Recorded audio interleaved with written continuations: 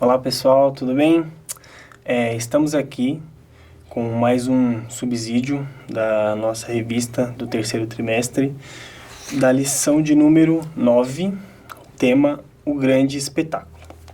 Bom, ao longo dessa lição, nós estamos fazendo a leitura da carta aos Colossenses e tentando procurar um melhor entendimento daquilo que Paulo está escrevendo, fazendo aplicações dos assuntos que Paulo trata na nossa vida de igreja, na nossa vida cotidiana, na nossa vida de fé. Essa carta aqui, esse trecho, essa lição especificamente, Paulo vai tratar ali no capítulo 2, ele quer fazer uma argumentação, uma argumentação convincente para aquela comunidade, para rebater o assédio que eles sofriam, principalmente dos judaizantes, que tentavam influenciar os cristãos daquela comunidade para seguirem ensinamentos que não condiziam com aquilo que o Evangelho propunha para a vida deles. E a argumentação de Paulo, assim, um dos principais argumentos dele era que o quê? Paulo quer trazer os cristãos para perto dele para afastá-los daquele pensamento judaico de principalmente o quê? O pensamento que eles davam uma importância significante para as tais experiências espirituais. E nessa primeira parte aqui, Paulo usa a palavra pitanologia.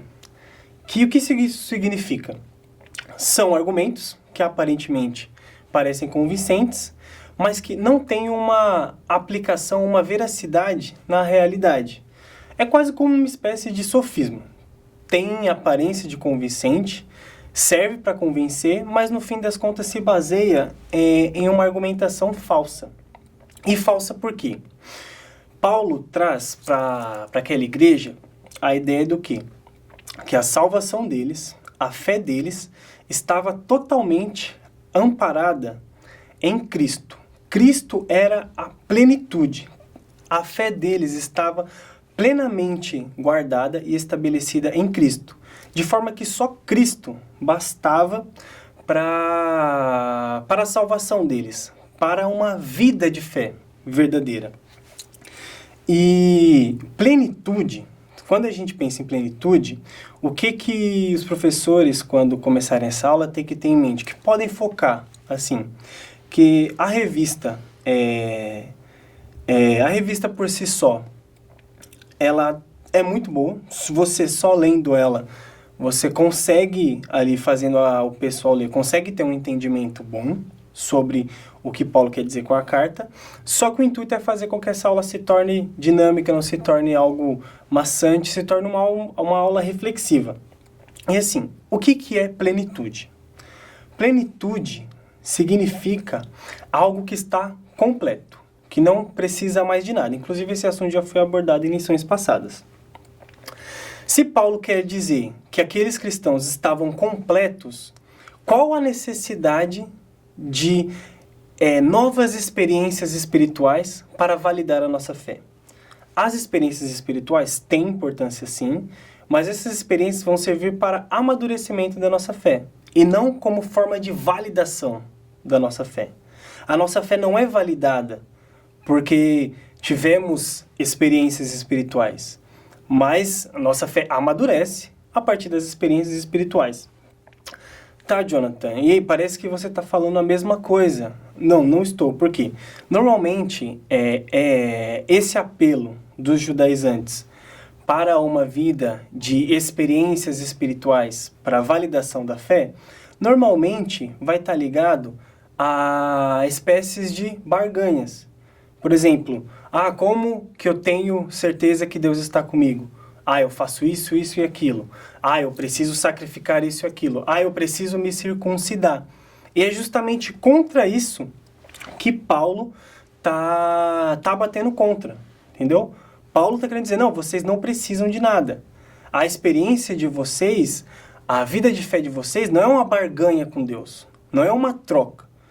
A salvação de vocês, a vida de vocês está assegurada, está preservada, está totalmente completa pelo sacrifício de Cristo.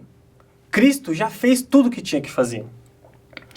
E o exemplo, depois que Paulo vai seguir trabalhando com essa igreja, é que o quê? Paulo quer trabalhar neles a importância do desenvolvimento da obra de Cristo dentro deles. Ou seja, a obra de Cristo dentro deles é essa ação plena da salvação. E esse desenvolvimento da obra de Cristo dentro deles vai se evidenciar no testemunho desses cristãos. Aí Paulo, depois, mais para frente, eu vou até ler aqui, o versículo 11 do capítulo 2. Nele também vocês foram circuncidados, não com uma circuncisão feita por mãos humanas, mas com a circuncisão feita por Cristo, que é o despojar do corpo da carne. Aqui, olha só, naquela comunidade existiam, na grande maioria, gentios, mas tinha uma parcela de judeus. E os judaizantes, esse público que militava em cima de uma vida de validação de experiências espirituais, batiam na tecla do quê? Da circuncisão. E a circuncisão carnal e a circuncisão espiritual, que é o que Paulo quer fixar na mente da igreja de Colossos, é que o quê? Ambas, tanto a carnal quanto a espiritual, é uma marca na vida do cristão, na vida da pessoa, digamos assim. É uma marca. Só que a questão é, a primeira, que é a circuncisão carnal, ela não tem nenhum poder de transformação. Já a segunda, que é a circuncisão espiritual, que é justamente o despojar da carne, que é justamente esse convite à nova vida que Cristo propõe, essa é uma marca que transcende. Essa é uma marca que dá um significado para a vida. E não apenas, digamos assim, um corte no órgão masculino do homem. É isso que Paulo está batendo. Porque os judaizantes daquela comunidade queriam sempre trazer a igreja aos costumes dos judeus, às antigas tradições, que não tinha valor nenhum. Paulo bate na questão da circuncisão espiritual, que é o quê? O convite da nova vida. E em direção a isso, é recomendado, nós lá na igreja, escola dominical, a gente sempre faz a leitura do texto, da leitura bíblica, porque justamente essa revista tem o propósito de nos fazer entender a carta como um todo e fazer aplicações dela. É importante que a gente tenha sempre em mente o quê? Ali os versículos, ali as citações do que o texto está dizendo, para assim a gente ter uma boa aplicação. Então, assim, Paulo segue a argumentação dele da não necessidade da circuncisão e da não necessidade da validação das experiências espirituais, não é isso que valida a nossa fé. Ele segue como? A argumentação de Paulo segue e vai em direção à nova vida proposta para os crentes devido ao sacrifício da cruz. Naquela época e também em nossos dias, é de certa forma difícil a gente compreender que os nossos pecados foram de fato perdoados e que não precisamos fazer mais nada sobre isso.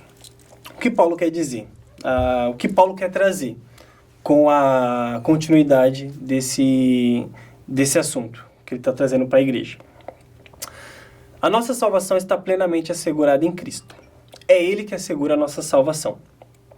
Os judaizantes tinham o intuito do que? Não, vocês precisam disso, disso e disso para continuar salvos, para mostrar que vocês são salvos, para validar a fé de vocês. E Paulo diz, não. O que vai parar na nossa mente, na nossa experiência cristã, quem nunca se perguntou sobre isso? Cara, será que eu estou salvo em Cristo? O que garante a minha salvação em Cristo.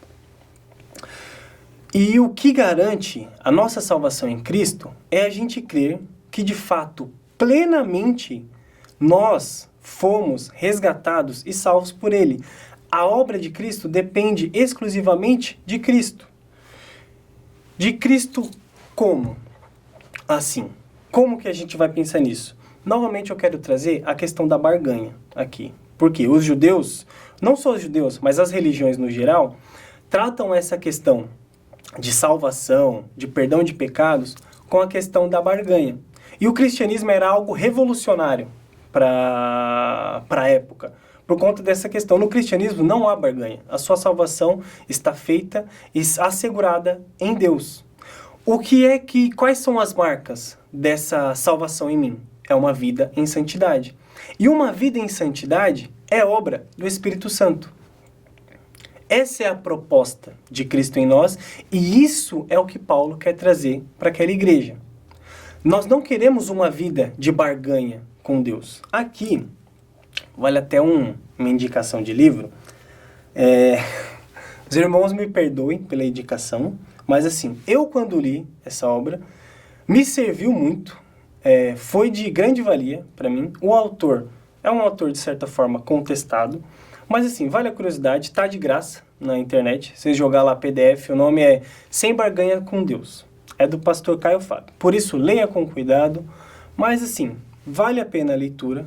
É uma leitura interessante, que ele trata justamente dessa questão, de como muitas das vezes o pensamento religioso faz da vida religiosa uma espécie de barganha. E a fé cristã não é uma barganha com Deus. Sua fé está salva, sua salvação está salva e garantida em Cristo por conta exclusivamente do sacrifício que Cristo fez. As marcas dessa salvação em nós se dá através de uma vida em santidade. E uma vida em santidade não se valida a partir das experiências espirituais.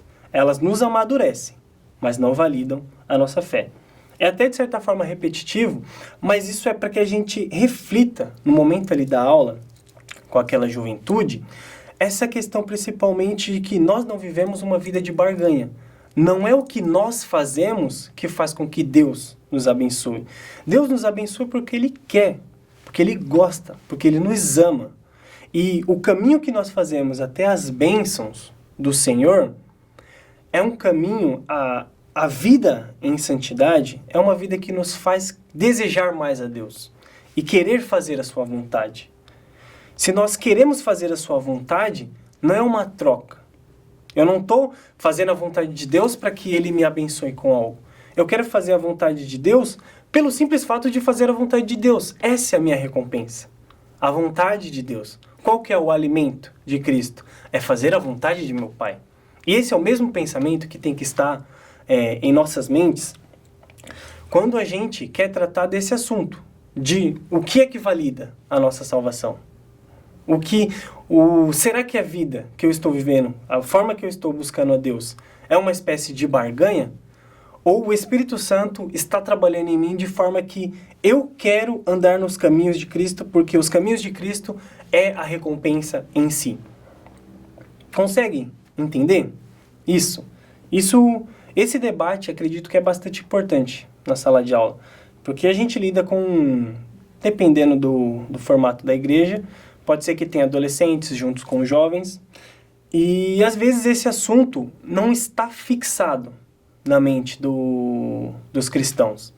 Trazer esse debate à tona, trazer essa reflexão à tona, vai fazer com que nós amadureçamos, que a gente amadureça a nossa fé em Cristo. E uma vida em santidade é justamente uma vida que vai validar a nossa fé em Cristo. E não a busca por experiências, por barganhas, por trocas com Deus. Continuando, quando a gente fala... quase que o raciocínio tá dando falha. Enfim. Essa questão da barganha, ainda voltando um pouco nesse assunto,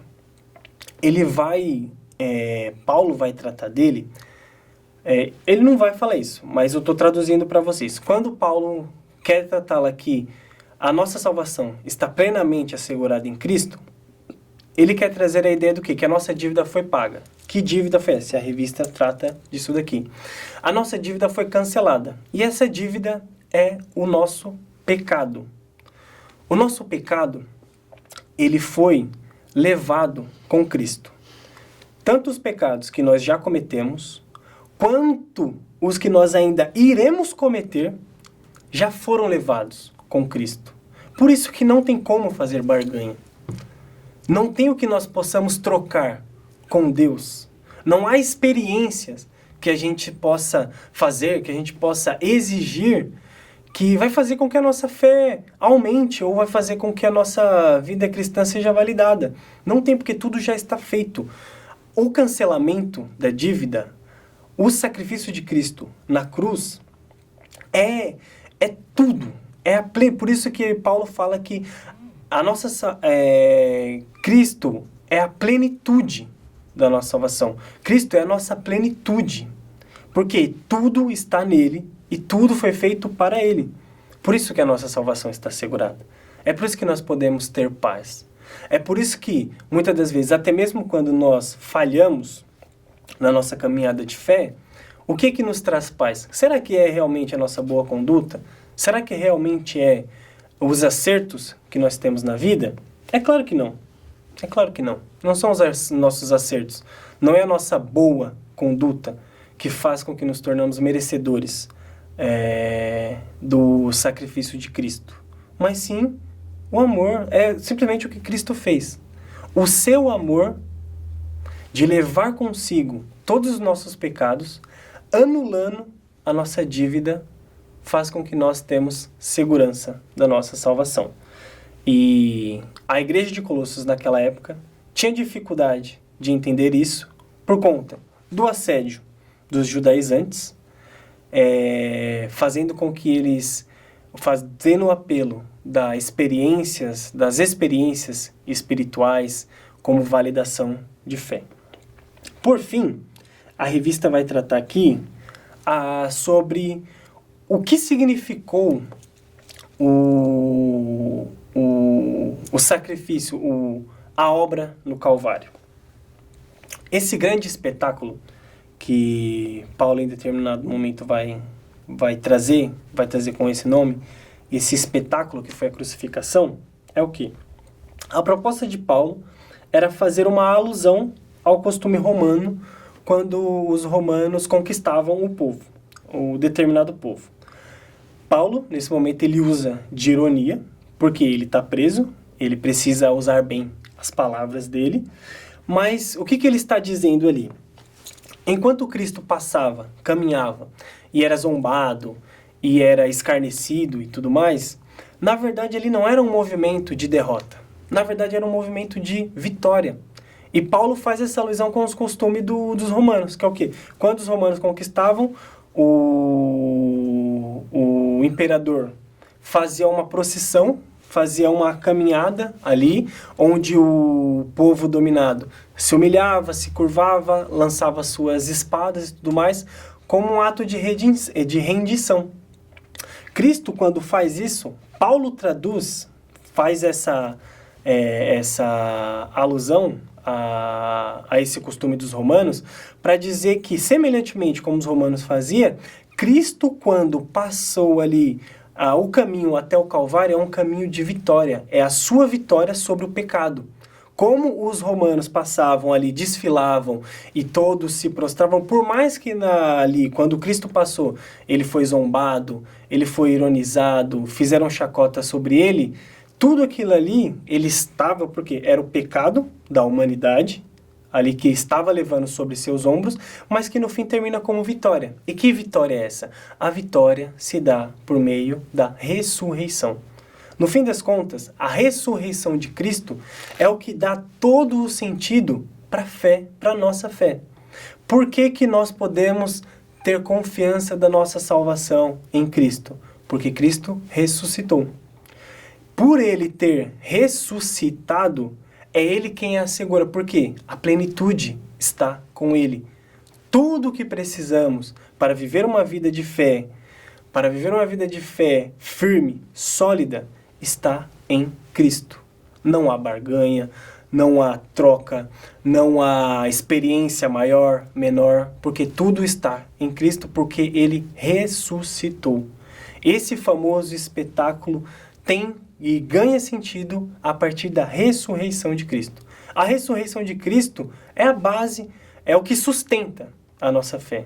Já que Cristo ressuscitou, tudo isso que estamos pregando é verdadeiro. Essa é a reflexão dessa aula 9. Tente aproveitar esses assuntos e trazer profundidade, principalmente sobre essa questão da salvação, essa questão da barganha, a questão do assédio que os judeus faziam na igreja. E quantas das vezes nós não somos assediados em relação a falsas doutrinas ou a ideologias que nos é proposta. Isso faz com que a nossa fé, de certa forma, seja enfraquecida.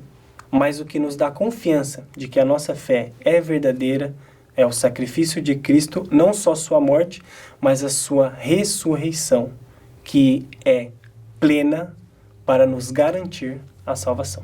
Amém?